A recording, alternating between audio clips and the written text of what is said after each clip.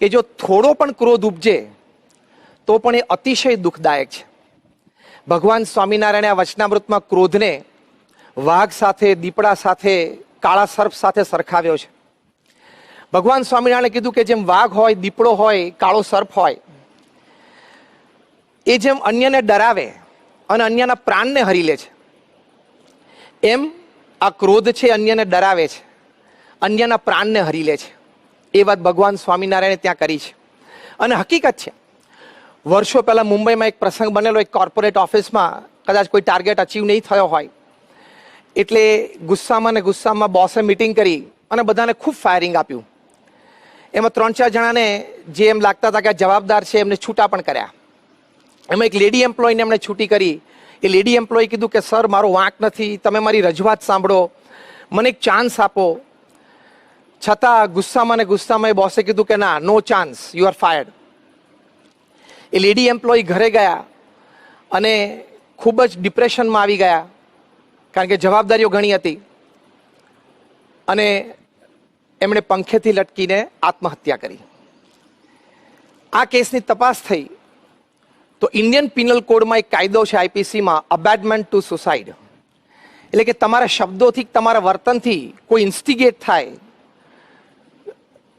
કોઈને એવી પ્રેરણા થઈ જાય કે હું આત્મહત્યા કરી લઉં, તેની માટે પણ તમે જવાબદાર છો. આ બોસને ફાઇન થઈ અને લગભગ 9 વર્ષની જેલની સજા થઈ. એટલે ક્રોધાવેશમાં આવું થઈ શકે છે, જે ભગવાન સ્વામિનારાયણ આપણને કહ્યું. વર્ષો જૂનો રાજકોટનો પણ એક પ્રસંગ, કે સાસુઓ વચ્ચે પ્રશ્ન થયેલો. જે પતિ એ રોજ સાંજે કારખાનેથી આવે એટલે રોજ સાંજે એની માતાનું પણ સાંભળવાનું, વહુનું પણ સાંભળવાનું. એમાં વળી એક દિવસે ત્રાસી ગયો, ક્રોધાવેશમાં આવી ગયો, અને એણે એની પત્નીનું બેડરૂમમાં રાત્રે ખૂન કરી નાખ્યું. છરીના ઘા મારીને ખૂન કરી નાખ્યું. એમના 2 નાના સંતાનો, નિર્દોષ માસૂમ બાળકોનું પણ ખૂન કરી નાખ્યું, અને એમને પણ જન્મટીપ સજા થઈ. તો આવા ઘણા બધા પ્રસંગો બને છે જે ભગવાન સ્વામિનારાયણે કહ્યું કે ક્રોધ છે, ડરાવે છે અને પ્રાણને હરી લે છે. ઓફિસોમાં આવા પ્રસંગ બને છે, ઘરમાં પ્રસંગ બને છે, બાપ દીકરા વચ્ચે વ્યવહારમાં આવા પ્રસંગો બને છે. એટલે અંગ્રેજીમાં એક કહેવત છે કે anything that begins with anger ends in shame. કે જે કોઈ ક્રિયા કે કાર્ય એ ગુસ્સાથી એની શરૂઆત થાય તો એનું અંત્ય પરિણામ તો લજ્જા જ છે. અને બને છે, ઘણા બધા ક્રિકેટ ચાહકો છો, 2007માં જે આઈપીએલ રમાણી, ઇન્ડિયન પ્રીમિયર લીગ, એમાં એક પ્રસંગ બનેલો કે હરભજન સિંઘે શ્રીસંતને ગ્રાઉન્ડ ઉપર લાફો માર્યો. બંને ઇન્ડિયન ટીમમાં સાથે રમતા હતા, પણ આઈપીએલમાં સામસામે ટીમમાં હોય. અને એનું પરિણામ શું આવ્યું કે હરભજન સિંઘને લગભગ 2.5 લાખ રૂપિયાની મેચ ફી ફાઇન થઈ, અને પ્રતિષ્ઠા ગઈ. એમના વિશે ઘણું બધું લખાણું, એ જુદું. તો આવી રીતે આ ક્રોધથી નુકસાન પણ છે, બેઇજ્જતી પણ છે, એવો આ દોષ છે. અને કદાચ કોઈ વ્યક્તિ એવી સમર્થ હોય, એવા પદ ઉપર આવી જાય અને પ્રશાસનની વ્યવસ્થા એવી થઈ જાય, અને એ જો એને મોટો ક્રોધ ભભૂકી જાય તો સમાજને પણ બહુ મોટું નુકસાન થઈ શકે છે. એડોલ્ફ હિટલરને ઘણા કારણોથી યહૂદી પ્રત્યે ઘૃણા, એક નફરત, અને એના પરિણામે ભયંકર ક્રોધ ઉપજેલો. અને આપણે જાણીએ છીએ પરિણામ કે 60 લાખ યહૂદીઓ એ આ હિટલરની ક્રોધાગ્નિમાં એ બળીને ભસ્મ થઈ ગયા. તો આ બધી હકીકતો છે. કેટલા બધા આવા પ્રસંગો બને છે. You would be surprise to know that every day 1000 people are killed by domestic guns. Military guns નથી વાત કરતા આપણે, ડોમેસ્ટિક ગન્સ. કે ઘરમાં, પરિવારમાં ક્યાંક શૂટિંગ થાય, કોઈ કિશોર કે યુવાન હોય એ સ્કૂલમાં કે કોલેજમાં જઈને શૂટિંગ કરે, એમના યુવાનોને કે મિત્રોને કે ટીચર્સને શૂટ કરી દેવા પ્રસંગો પણ બન્યા છે. રોજ 1000 વ્યક્તિ તો ડોમેસ્ટિક ગન્સની શૂટિંગથી મરે છે. તો આવા પરિણામો ક્રોધના, આપે બધાએ પણ નાના મોટા પ્રસંગે, કદાચ આ કક્ષાના નહીં, પણ ક્રોધથી કંઈક સંબંધો બગડે, બોલાચાલી થઈ જાય, કંઈક મર્યાદાઓ તૂટી જાય, અબોલા થઈ જાય, એવા ઘણા બધા પ્રસંગો તો આપણે બધાએ પણ અનુભવ્યા છે. એટલે આ એક વાત હકીકત છે. અને આ ક્રોધ, એની શારીરિક અસરો પણ આપણી ઉપર ઘણી બધી છે. અમેરિકન જર્નલ ઓફ એપિડેમિયોલોજી એમાં 2001ની સાલમાં એક આર્ટિકલ આવેલો. એ આર્ટિકલમાં સંશોધન પછી એવું લખવામાં આવેલું કે માણસ જ્યારે ક્રોધિત થાય છે ત્યારે એની બ્લડ સ્ટ્રીમમાં એટલે કે એના લોહીમાં અમુક સ્ટ્રેસ હાર્મોન્સ રિલીઝ થાય છે અને એ હાર્મોન્સના લીધે એનું બ્લડ પ્રેશર વધે છે, હાર્ટ રેટ ઇરેગ્યુલર થવા માંડે, મોટી ઉંમર હોય તો હાર્ટ એટેક પણ આવી શકે અને લાંબે ગાળે કેન્સરની પણ શક્યતા છે જે ક્રોનિક એંગરમાં રહેતા હોય, એટલે વારે વારે નાના નાના પ્રસંગે ગુસ્સામાં આવી જતા હોય એની વાત છે. એટલે ગુસ્સો એ બધી રીતે આપણને નુકસાનકારી છે, બધી રીતે આપણને નડતરરૂપ છે. એક વાત હકીકત છે જે આપણે સૌ પણ જાણીએ છીએ પણ આપણે એને કંટ્રોલ નથી કરી શકતા. તમને આશ્ચર્ય થશે કે અમેરિકામાં રેડફોર્ડ વિલિયમ્સ એ પોતે બિહેવિયર મેડિસિનના એક્સપર્ટ છે. એમણે કહ્યું કે દુનિયામાં 20% લોકો એક ક્રોધિત પ્રકૃતિ ધરાવે છે. બહુ વર્ષો સુધી એમણે એંગર મેનેજમેન્ટ ઉપર સંશોધનો કર્યા છે. બીજા 20% લોકો એવા છે જે કેઝ્યુઅલી ફ્રી લિવિંગ જેવા છે, એટલે કે આમ ચલાવી લે, મોટું મન રાખે, જતું કરે. બાકીના આપણે બધા આ બેની વચ્ચે ક્યાંક ને ક્યાંક અમુક પર્સન્ટેજમાં રમીએ છીએ. હવે આપણને કેવી રીતે ખબર પડે કે આપણે હાલતું ચાલતું પ્રેશર કુકર છીએ કે નહીં? તો રેડફોર્ડ વિલિયમ્સે એમના સંશોધન પરથી કહ્યું કે પહેલું આપણે ક્રોધિત પ્રકૃતિ છે કે નહીં એ તપાસ કરવા માટે કે આપણામાં નેગેટિવ ફિલિંગ્સ કેટલી ઉત્પન્ન થાય છે. પ્રસંગે, વાતમાં, વ્યક્તિઓ સાથે સંબંધમાં વારાઘડીએ નેગેટિવ ફિલિંગ્સ ઊભી થતી હોય તો સમજવાનું કે આપણી થોડી ક્રોધિત પ્રકૃતિ છે. બીજું એમણે કહ્યું અગ્રેસિવનેસ, આક્રમકતા હોય, આપણા મન પ્રમાણે વાત બની નહીં, આપણા મન માટે થોડો ફેરફાર કર્યો, આપણા આયોજનમાં થોડોક ફેરફાર થયો, એમાં તરત આપણે આક્રમક થઈ જઈએ તો એ સમજવાનું ક્રોધિત પ્રકૃતિ છે. ત્રીજું એમણે કહ્યું સિનિસિઝમ. સિનિસિઝમ એટલે આમ એક જનરલ ડિસ્ટ્રસ્ટ ઓફ પીપલ, એટલે કે આમ માનવ દ્વેષ જેવું. નજીકનું વર્તુળ હોય, નજીકના લોકો હોય એની માટે પણ એમને અણવિશ્વાસ રહ્યા કરે, એમની વાત કે એમના વિચાર કે એમના મોટિવ્સમાં પણ એમને શંકા રહ્યા કરે. તો આ ક્રોધિત પ્રકૃતિ છે. એટલે નેગેટિવ ફિલિંગ્સ હોય, અગ્રેસિવ એટીટ્યુડ હોય, સિનિસિઝમ હોય તો એ ક્રોધિત પ્રકૃતિ છે. તો આપણે થોડીક અંતરદ્રષ્ટિ કરીને આપણો તપાસ કરવાનો કે આપણે ક્રોધિત પ્રકૃતિ કેટલી છે. હવે એને મેનેજ કરવું, કંટ્રોલ કરવો એ અત્યંત આવશ્યક છે. કારણ કે જો ન કરી શકીએ તો કોક વખત આપણે વ્યક્તિગત જીવનમાં, પારિવારિક જીવનમાં, સામાજિક જીવનમાં, વ્યવસાયિક જીવનમાં બધે ઠેકાણે નાના મોટા પ્રશ્ન આવવાની શક્યતા છે. તો એ ક્રોધને આપણે કેવી રીતે મેનેજ કરવો, એ મેનેજ કરવો ખૂબ જરૂરી છે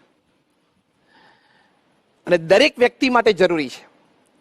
જો એ ક્રોધને પ્રોપરલી મેનેજ ન કરી શકે તો આપણે જોઈએ એવા માઠા પરિણામો પણ આવી શકે છે.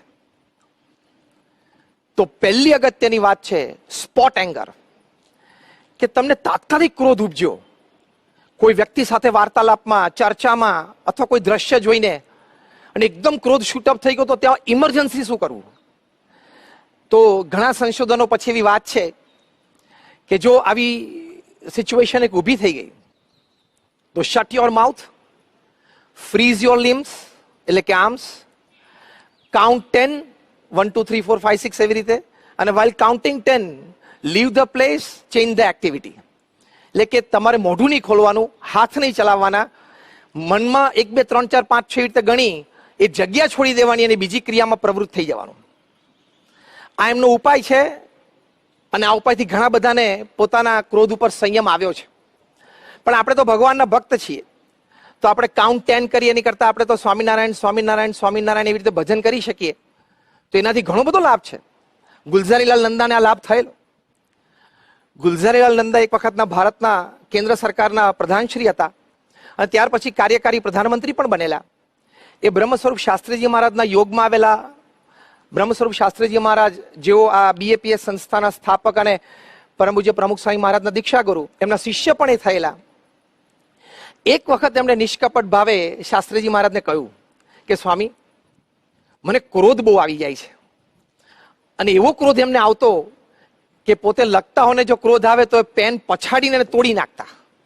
આ બધી જ વાત એમણે શાસ્ત્રીજી મહારાજને કરી. ત્યારે શાસ્ત્રીજી મહારાજ એમને કહ્યું કે તમને ક્રોધ આવે ને ત્યારે તમારું મોઢું ખોલવું નહીં અને મનમાં સ્વામિનારાયણ સ્વામિનારાયણ સ્વામિનારાયણ 10 વખત બોલવું અને પછી ક્રોધ રહે તો કરવો. ગુલઝારીલાલ નંદાને આ વાતમાં વિશ્વાસ, એમણે આ પ્રયોગ કર્યો અને આશ્ચર્ય વચ્ચે એમનો ક્રોધ આ પ્રયોગથી શમી જતો. તો જો ભગવાનના નામ સ્મરણથી આપણે સ્પોટ એંગરને ઇમરજન્સી ટ્રીટમેન્ટ તરત આપી શકીએ છીએ અને એનાથી આપણને લાભ થાય છે. એટલે આપણે પણ ઘરમાં કદાચ કોઈને ક્રોધ ઉપજે, પરિવારમાં, વાતચીતમાં, ચર્ચામાં, આયોજનમાં, વ્યવસ્થામાં, કોઈ નિર્ણયમાં, તો જે વ્યક્તિને ક્રોધ ઉપજે એમને તાત્કાલિક શાસ્ત્રીજી મહારાજ આપણને જે ઉપાય બતાવ્યો છે, આંખ બંધ કરીને મોઢું બંધ રાખીને સ્વામિનારાયણ સ્વામિનારાયણ બોલું, કદાચ એ વ્યક્તિ આવેશમાં એ ન કરી શકે તો સામે આપણે તમામ પરિવારજનોએ તો તાત્કાલિક સ્વામિનારાયણ સ્વામિનારાયણ સ્વામિનારાયણ બોલવા જ માંડવું અને આપણે તો ઊંચા સ્વરે બોલવું. એટલે પેલી વ્યક્તિને અસર થાય, પેલી વ્યક્તિને એમ થાય કે ના, એને જાણપણું આવે, મારે ન કરવું જોઈએ, અને એનો ક્રોધ શમી જાય તો પરિવારમાં કોઈ અનર્થ થતો બચી જાય. તો એક મોટો ઉપાય એ સમાજની દ્રષ્ટિએ, એક્સપેરિમેન્ટની દ્રષ્ટિએ પણ સાબિત થયેલો છે અને આપણને તો આપણા ગુરુહરિ શાસ્ત્રીજી મહારાજે આપ્યો છે અને પ્રૂડ છે, તે વાત હકીકત છે. કારણ કે આ ગુસ્સાનું નહીં તો ભયંકર પરિણામ આવી જાય. જો અત્યારે કોરોના વાયરસ ચાલે છે, પેન્ડેમિક છે, આપણે ત્રીજા લોકડાઉનમાં છીએ, તો લોકડાઉન દરમિયાન પરિવાર બધા સાથે રહે છે. ઘણી વખત પતિ પત્ની તો બંને જોબ કરતા હોય મોટા શહેરોમાં, સવારથી બહાર જતા રહેતા હોય, ભેગા ના થતા હોય, પણ હવે ભેગા થયા, આટલું ભેગા રહ્યા એટલે એકબીજાના સ્વભાવ ઓળખ્યા, ઘણા નવા સ્વભાવ એકબીજાના જાણ્યા, હવે એકબીજા ઉપર ક્રોધિત પણ થયા. તો આશ્ચર્ય વચ્ચે કે ચાઇનામાં વુહાનમાં જે એપિસેન્ટર કહેવાય છે કોરોના વાયરસ માટે, અમેરિકામાં ન્યુયોર્કમાં, ભારતમાં પણ મુંબઈમાં ડિવોર્સ કેસીસ એનું ફાઇલિંગ એ સ્પાઇક થઈ ગયું. એટલે કે એનો દર વધી ગયો. કારણ કે ભેગા રહ્યા તો પ્રકૃતિઓ અથડાણી અને ક્રોધિત થયા. તો આવી પણ એક પરિસ્થિતિ એ સર્જાઈ શકે છે. તો જો મહાપુરુષોના ઉપદેશથી અને મહાપુરુષોના ચરિત્રથી આપણને આ વાત સમજાય છે કે આ સ્પોટ એંગરને કેવી રીતે પ્રોપરલી મેનેજ કરો, તો એ આ ચરિત્ર પરથી આપણને ખૂબ સુંદર રીતે શીખવા મળે છે. કારણ કે જ્યારે આપણે ગુસ્સાની અવસ્થામાં ભગવાન સાથે જોડાઈએ છીએ ત્યારે સાયન્ટિફિકલી પ્રૂવ થયેલું છે, એક્સપેરિમેન્ટલી, ક્લિનિકલી એ વાત સાબિત થઈ છે કે આપણને હાર્મોન્સ રિલીઝ થાય છે અને આપણને રિલીફ થાય છે. જેમ કે તમે સ્ટ્રેસમાં આવો ત્યારે તમારા શરીરમાં કોર્ટિઝોલ, એપિનેફ્રિન, આ બધા જે હાર્મોન્સ છે સ્ટ્રેસ લાવે, બ્લડ પ્રેશર વધારે, હાર્ટ રેટ ઇમ્પરફેક્ટ કરે, એ બધા જનરેટ થાય છે. પણ તમે જ્યારે ભગવાન સાથે આ ક્રોધિત અવસ્થામાં પણ તમે જોડાઓ, પ્રાર્થનાના રૂપે, નામ સ્મરણના રૂપે, સ્મૃતિના રૂપે, ત્યારે એન્ડોફિન નામનું એક હાર્મોન પણ રિલીઝ કરે છે બ્રેઇન કમાન્ડ કરે ને રિલીઝ થાય. તો એન્ડોફિન છે એ કોર્ટિઝોલ અને એપિનેફ્રિન બંનેને દબાવે. અને એન્ડોફિનનું એ લક્ષણ છે કે તમને આમ કુલનેસ, કામનેસ, એટલે આમ શાંતપણું આપે, ધીરજ આપે અને તમારી ઇમ્યુનિટી પણ સ્ટ્રોંગ કરે છે. એટલે સાયન્ટિફિકલી પણ પ્રૂવ થયેલી વાત છે કે ક્રોધિત અવસ્થામાં પણ ભગવાનના નામ સ્મરણથી તમારા શરીરમાં એન્ડોફિન રિલીઝ થાય અને તમને શાંતિ વર્તે, તમારો ક્રોધ છે એ શમે. તો આ બધી વાત હકીકત છે, એ બધી પ્રૂવ થયેલી છે. બીજી એક વાત ક્રોધને નાબૂદ કરવા માટે કે આપણે થોડી અંતરદ્રષ્ટિ રાખવી, કે એક સજ્જન વ્યક્તિ તરીકે, એક સારા વ્યક્તિ તરીકે, એક ભણેલી, એક સમાજની સારી વ્યક્તિ તરીકે આપણને ક્રોધ શોભે નહીં. તો જ્યારે પ્લાન્ડ એંગર હોય, આપણે સ્પોટ એંગરની વાત કરીએ, પ્લાન્ડ એંગર હોય કે ગુસ્સા થવાનું તમે પ્લાનિંગ કરતા હોય, જેમ કે તમે ઓફિસમાં બેઠા હો, તમારા હાથમાં કોઈ રિપોર્ટ આવ્યો અને તમે લોસીસ જોવો, તમને તરત ગુસ્સો આવે કે હવે એ કર્મચારી મને મળે એટલે ખખડાવો જ છે. તરત તમે બેલ મારીને પ્યુનને બોલાવો કે આવ્યો હોય તો કે નથી આવ્યો, આવે એટલે સીધો મોકલ. અથવા તો ઘરમાં કંઈક તમે પ્રસંગ સાંભળો તમારા દીકરા દીકરી વિશે, એના કોઈ અયોગ્ય વર્તનમાં, તમે આમ રાહ જોઈને બેઠા હો કે ઘરે આવે ને એટલે એની પર ગુસ્સે થવું. એટલે એ જે પ્લાન્ડ એંગર હોય કે હજી તમારે વ્યક્ત થવાની વાર છે પણ તમારા મનમાં ક્રોધ શરૂ થઈ ગયો છે, તો એ વખતે અંતરદ્રષ્ટિ કામમાં આવે છે. એ અંતરદ્રષ્ટિ શું? વર્ષો પહેલા 1999માં કેનેડાથી એક મેગેઝિન પ્રકાશિત થાય છે, હેલ્થ સાયકોલોજી, એમાં એક આર્ટિકલ આવેલો. એમાં અંતરદ્રષ્ટિની વાત હતી કે આવા જ્યારે પ્લાન્ડ એંગરમાં તમે હો ત્યારે પહેલો પ્રશ્ન તમે તમારી જાતને પૂછવાનો કે ઇઝ ઇટ નેસેસરી, કે જરૂરી છે. બીજો પ્રશ્ન પૂછવાનો ઇઝ ઇટ અપ્રોપ્રિએટ, કે યોગ્ય છે, મારે ગુસ્સો કરવો યોગ્ય છે. ત્રીજો પ્રશ્ન પૂછવાનો કે ઇઝ ધ સિચ્યુએશન મોડિફાયેબલ, કે પરિસ્થિતિ જે સર્જાણી છે એ હું ક્રોધિત ન થઉં તો પણ એ પરિસ્થિતિને બદલી શકું છું, સુધારી શકું છું. અને ચોથો પ્રશ્ન પૂછવાનો ઇવેલ્યુએટ ધ કોન્સિક્વન્સીસ, એટલે કે તમારે ઇવેલ્યુએશન કરવાનું કે ક્રોધિત થઈ જવું પછી શું શું પરિસ્થિતિ સર્જાઈ શકે છે, સંબંધો બગડી શકે છે, અબોલા થઈ શકે છે, વેર ઊભું થઈ શકે છે, એ પણ ઇવેલ્યુએટ કરવું. એને નેમ ટેકનિક કહે છે, NAME, નેમ ટેકનિક. N એટલે ઇઝ ઇટ નેસેસરી, A એટલે ઇઝ ઇટ એપ્રોપ્રિએટ, M એટલે ઇઝ ધ સિચ્યુએશન મોડિફાયેબલ, અને E એટલે ઇવેલ્યુએટ ધ કોન્સિક્વન્સીસ. તો એ અંતરદ્રષ્ટિ છે. એ જ અંતરદ્રષ્ટિ 200 વર્ષ પહેલા વચનામૃતમાં મુક્તાનંદ સ્વામીએ પોતાના વર્તન દ્વારા આપણને શીખવાડી છે. મધ્યના 27માં વચનામૃતમાં શ્રીજી મહારાજે મુક્તાનંદ સ્વામીને પૂછ્યું કે તમને ક્રોધ થાય અને શું નિમિત્ત હોય તો ક્રોધ થાય, અને કેટલો ક્રોધ થાય ને ક્રોધ પછી ટળે કેવી રીતે ટળે છે. ત્યારે મુક્તાનંદ સ્વામી ભગવાન સ્વામિનારાયણના એક અગ્રિમ પંક્તિના સંત, એમણે બહુ જ નિષ્કપટ ભાવે ભર સભામાં મહારાજને જવાબ આપ્યો. એમણે કહ્યું કે મહારાજ, કોઈ અધર્મના માર્ગે ચાલતો હોય, કોઈ ગરીબને એવો દબાવતો હોય, કોઈ બળિયો વ્યક્તિ, ત્યારે કંઈક થોડો ક્રોધ થઈ આવે પણ એ શમી જાય છે. મહારાજ વેન્ટ ડીપ, મહારાજ થોડા ઊંડા ઉતર્યા. મહારાજ કે કયા વિચારથી શમે છે? ત્યારે મુક્તાનંદ સ્વામીએ કહ્યું કે મહારાજ, એવો વિચાર કરીએ છીએ કે ભગવાનને ન ગમે એવો આપણે સ્વભાવ રાખવો નથી. અને બીજો વિચાર અંતરદ્રષ્ટિનો. મુક્તાનંદ સ્વામીએ કહ્યું કે સુખદેવજી કે જડ ભરતનો માર્ગ જ્યારે જોઈએ છે ત્યારે સાધુને આવો અયોગ્ય સ્વભાવ ન જોઈએ, એ વિચારથી આ ક્રોધ શમી જાય છે. ત્યારે મહારાજે કહ્યું કે આ બ્રહ્મ સ્વરૂપી વિચાર છે. તો મુક્તાનંદ સ્વામી આપણને આ જ અંતરદ્રષ્ટિ શીખવાડી કે is it necessary, is it appropriate, એટલે કે આ સ્વભાવ સાધુને જોઈએ. સાધુ શબ્દ વાપરો એટલે સત્સંગી માત્ર, સજ્જન વ્યક્તિ માત્ર, તમામે અંતરદ્રષ્ટિની વાત છે. તો જો આ અંતરદ્રષ્ટિથી પણ ધીમે ધીમે એ સ્વભાવ જઈ શકે છે. ત્રીજી એક વાત કરવો હોય તો અત્યારે તો આપણે એંગર મેનેજમેન્ટની વાત કરી, કેવી રીતે કાબુમાં રાખવો, કેવી રીતે મેનેજ કરવો. પણ સંપૂર્ણ નાબૂદ કરવો હોય તો ભગવાન સ્વામિનારાયણ મધ્યના 27માં વચનામૃતમાં કહ્યું કે અમને તો ક્રોધ ઉપજતો જ નથી. ભગવાનમાં તો આ સ્વભાવ છે જ નહીં. ભગવાન સ્વામિનારાયણ કીધું કે કદાચ કોઈ અધર્મના માર્ગે ચાલતો હોય તો એની શિક્ષાને અર્થે, કદાચ કોઈક ગરીબને દબાવતો હોય તો એને કહેવા ટોકવા માટે ક્ષણિક ક્રોધ ઉપજે છે, પણ એ તાત્કાલિક શમી જાય છે. પણ અમારે વ્યક્તિ સાથે રાગદ્વેષ બંધાતો નથી, એવું ભગવાન સ્વામિનારાયણે કહ્યું. તો જો ભગવાન અને આવા ગુણાતીત સત્પુરુષમાં એમાં તો ક્રોધ છે જ નહીં, તો એમની સાથે જોડાવાથી આપણને બહુ જ મોટો લાભ થાય છે. જેમ અબજોપતિ સાથે જોડાઈએ કંઈક નાની મોટી રીતે ધંધામાં, કદાચ સ્મોલ પર્સન્ટેજ પણ એનો હિસ્સો હોય તો પણ એને મોટો આર્થિક લાભ થાય છે. એમ ભગવાન તો નિર્ગુણ છે, ગુણાતીત સત્પુરુષ પણ નિર્ગુણ છે. એમના પ્રત્યે વિશ્વાસ, શ્રદ્ધા, ભક્તિ, હેત, એ રીતે આપણે જોડાઈએ તો આપણા સ્વભાવ પણ નાબૂદ થાય છે. એ વાત શાસ્ત્રોક્ત છે, મોટા મોટા ભક્તોના અનુભવની વાત છે. તો ભગવાન પ્રત્યેની શ્રદ્ધા અને ભક્તિ એ બહુ જ મોટું કામ કરી જાય છે. ભગવાન સ્વામિનારાયણે લોયા પ્રકરણના પહેલા વચનામૃતમાં કહ્યું કે ક્રોધ સાથે અમારે ઘણું વેર છે, એવા શબ્દો વાપર્યા કે ઘણું વેર છે. અને જે ક્રોધી મનુષ્ય હોય એ અમને ગમે નહીં. પ્રથમના 76માં વચનામૃતમાં શ્રીજી મહારાજે કહ્યું કે ક્રોધી, કપટી, ઈર્ષાવાળો અને માની, એ 4 પ્રકારના મનુષ્ય જો હરિભક્ત હોય તો પણ અમારે એ સાથે બને નહીં. એટલે લોયાના પહેલા વચનામૃતમાં કહ્યું કે ગમે નહીં, પ્રથમના 76માં વચનામૃતમાં કહ્યું કે બને નહીં. તો હવે જો ભગવાનને આપણે ક્રોધિત પ્રકૃતિ રાખીએ તો એ ગમતું નથી ને આપણી સાથે બનતું નથી, તો આપણું ભક્ત પણ લાજે ને. એ વિચારથી પણ આ ક્રોધ નાબૂદ થઈ શકે છે, એ ક્રોધ સંપૂર્ણ રીતે જઈ શકે છે. તો એ પ્રયત્ન પણ આપણે ચોક્કસ કરવો જોઈએ કે આ વિચારની દ્રઢતા એ રૂપી જે પ્રયત્ન, તો ભગવાન અને સંતના વચનમાં વિશ્વાસ, અને એ વિશ્વાસથી એ બહુ જ મોટું કામ થાય છે, એ વાત હકીકત છે. પરમ પૂજ્ય પ્રમુખ સ્વામી મહારાજ એક વખત નાઇરોબીમાં હતા. ત્યાં એર માર્શલ અર્જુનસિંહ પ્રમુખ સ્વામી મહારાજને મળેલા. એમણે પ્રમુખ સ્વામી મહારાજને વાત કરી કે 1971ના યુદ્ધ વખતે અમે પાકિસ્તાનના ઘણા બધા પ્લેન તોડેલા. એટલી બધી બહાદુરી આપણા ફોર્સીસે બતાવી હતી. અમે કોઈનાથી ડરતા નહોતા, પણ આ આંતરિક દોષો છે ને એને અમે હરાવવા સમર્થ નથી.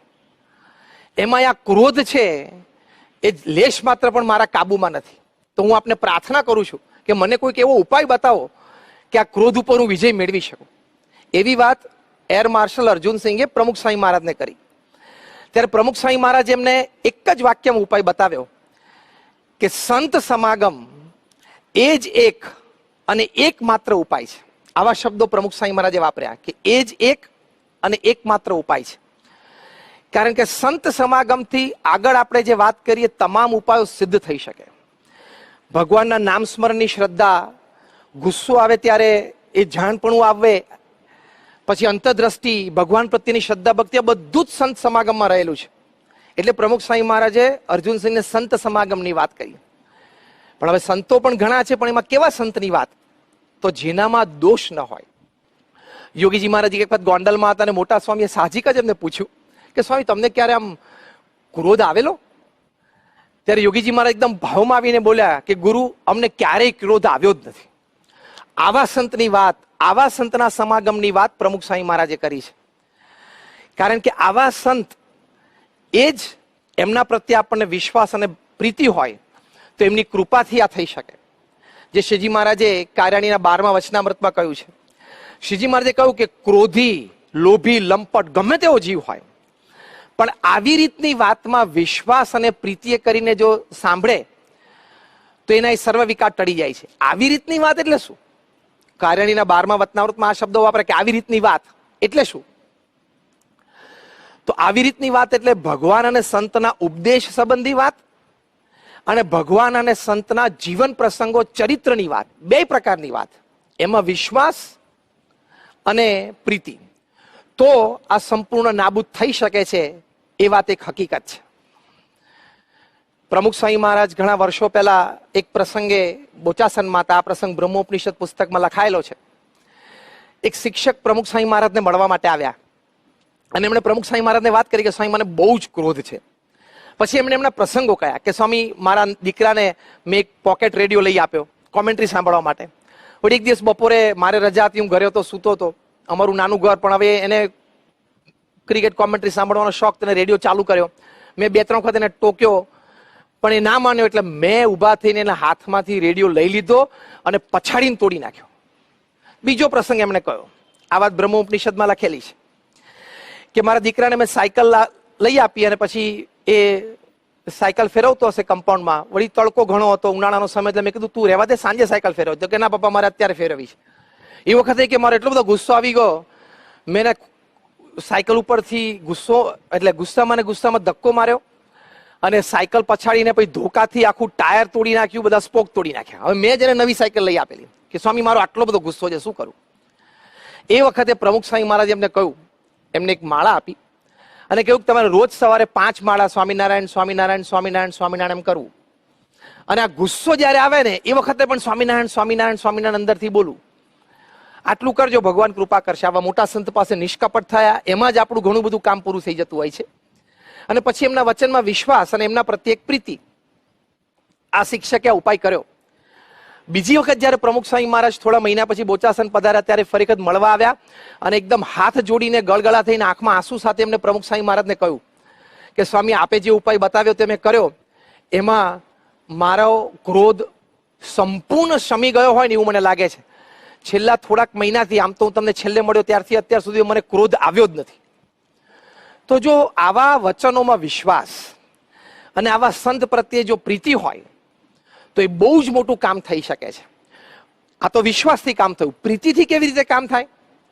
તો આવા સંત પ્રત્યે પ્રીતિ હોય તો એમના જીવન પ્રસંગો આપણને સ્પર્શી જાય, યાદ રાખવાનું મન થાય, આપણી માટે પ્રેરણારૂપ થઈ જાય.